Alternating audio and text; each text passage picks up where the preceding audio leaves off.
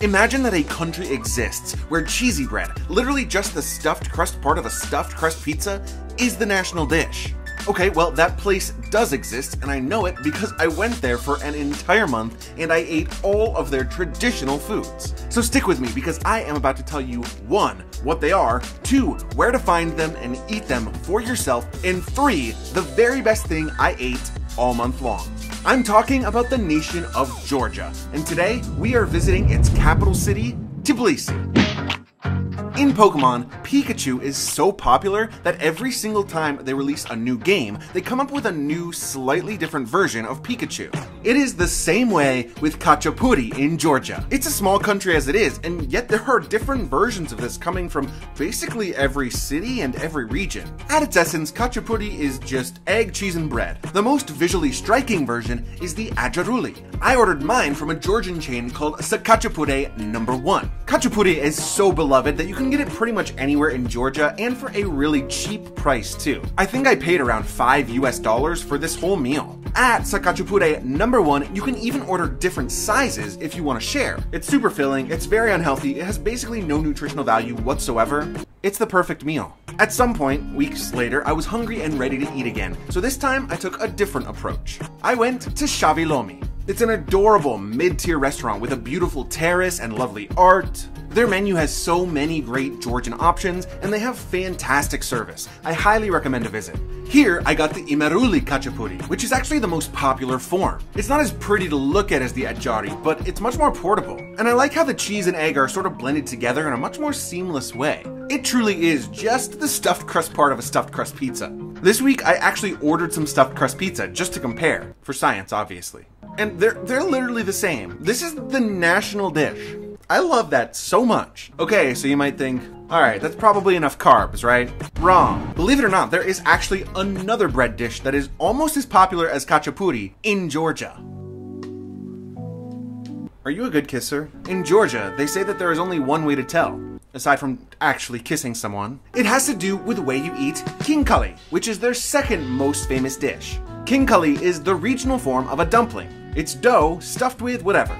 But what makes it unique is the way that it's made. It's like twisted into this sort of a spiral shape with a knob on the end. All Khinkali is good, but the best Khinkali that I had was at a place called Khutki. It's a very hipster restaurant. It's literally underground, they serve pomegranate wine, and it happens to be very near the very famous and very cool Fabrica Hostel, which is also where I celebrated Georgia's historic win over Portugal in the Euro Cup.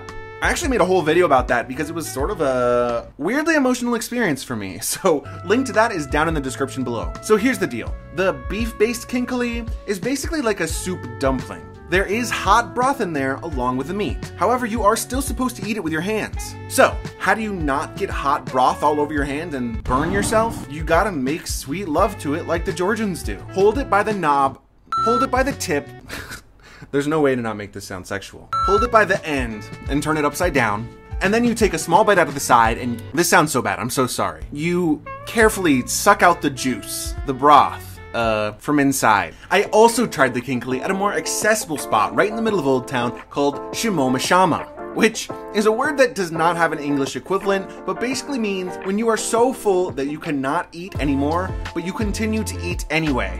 I didn't like the Khinkali here nearly as much as at Khutki, but considering it's in the prime tourist area of Old Town, it's a pretty good and convenient alternative. Also, the name makes it worth it all by itself. At pretty much every restaurant, there is a minimum order for Khinkali, so you can't just get one, but regardless, they're super affordable anywhere you go, and if you don't finish, you can just bring them back to your hotel room for when you're ready to eat again in 3 days. Or to just save for next time you need some kissing practice. Speaking of kissing, wine. Not like wine, you can get that anywhere. I'm talking about wine ice cream. For whatever reason, I've never seen this anywhere else in the world, but it's a huge thing in Georgia. You can get it on street corners, at stores, or at major attractions. It's poured soft serve style like any other ice cream, except it tastes like wine. I would compare it to like a sherbet. The wine flavor definitely comes through, and it's super refreshing, especially considering that I was out there in June.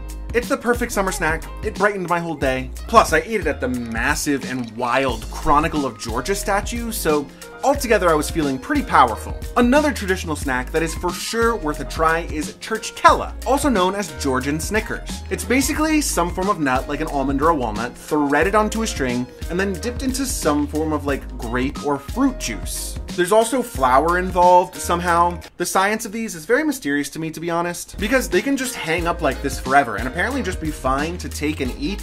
Since they're so hardy, they were given to soldiers back in the day to carry with them into war. And they really taste nothing like I was expecting. The outer layer, it's not chocolatey at all. It has sort of a rubbery texture and tastes like a Twizzler, like fruity, gummy, chewy almonds. They're fun though, super unique, and they also look really pretty. Georgia apparently likes very colorful food because I had some really interesting Pkali spreads shortly after. Okay, vegetarians, I got you. Actually though, I'm sort of low-key realizing that aside from the beef-based Khinkali, every single thing that I've mentioned in this video so far has been vegetarian. I ventured across the bridge and out of Old Town toward Tiflis Restaurant, right in Saarbrücken Square. These colorful spreads are called Pkali, and they're made with veggies and nuts, and as you can tell, they're super pretty to look at.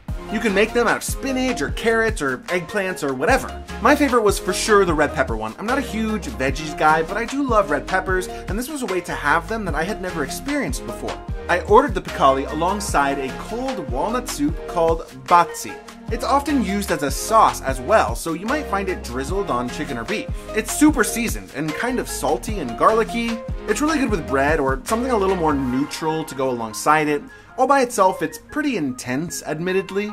Speaking of bread, have I mentioned bread? This bread is called chivistari, and honestly it's pretty much just khachapuri again, except that this time it's cheese inside of cornbread instead of just regular bread. For real though, it's actually a great country to visit for vegetarians, much more so than others in the region. But do stick around, meat lovers, because I got you.